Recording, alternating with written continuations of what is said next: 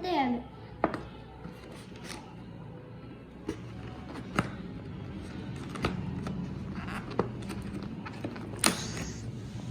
अभी खुल चुका है। अब मैं करता हूँ। ओह वाओ, इतने सारे डोनट्स आप देख सकते हैं। हाँ, सबसे पहले एक ये खा लेता हूँ। ये तो चॉकलेट है।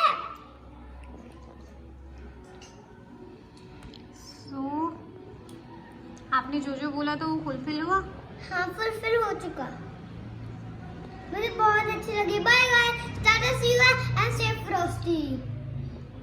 और आप भी ऑर्डर करना, कमेंट पे बताना आपको कैसे लगी डोनट्स और कौन सा फ्लेवर अच्छा लगा।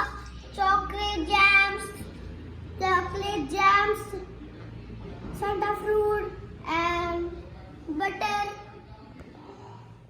Bye guys, see you later and stay frosty. इस वीडियो को लाइक करना, शेयर करना, सब्सक्राइब करना। बाय।